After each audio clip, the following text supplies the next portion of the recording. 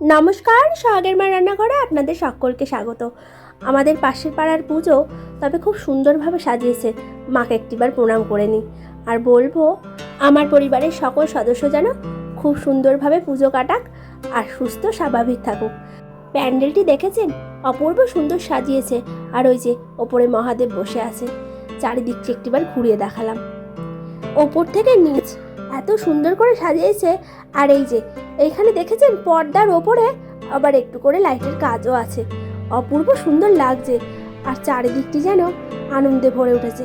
মন্দিরের সামনে একটু করে আলপনাও দেওয়া হয়েছে, এত সুন্দর লাগছে। মা আসে আমাদের কাছে একটি দিনের জন্যে, তবে এই একটি দিনই বা কম কি। আমাদের এখানে কাছে পিঠে বেশ সুন্দর কয়েকটি কালী পুজো হয়, সেটাই আপনাদেরকে একটি করে দেখাবো। মাকে গা ভর্তি গয়নায় অপূর্ব সুন্দর লাগছে। চলুন বেরিয়ে পড়া যাক। রাস্তায় আজকে প্রচণ্ড ভিড়, পা দেওয়ার জোগাড় নেই। এই যে এখান দিয়ে যাচ্ছিলাম, একটি আবার ঠাকুরও নিয়ে যাচ্ছে। দাঁড়ান আপনাদেরকে একটিবার দেখাই। ভিডিওগুলো কেমন লাগছে আপনাদের অবশ্যই কমেন্ট করে জানাবেন।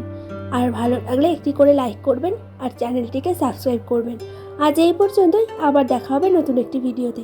ততক্ষণ ভালো থাকবেন, সুস্থ থাকবেন আর পুজোর দিনগুলোতে সতর্ক থাকবেন।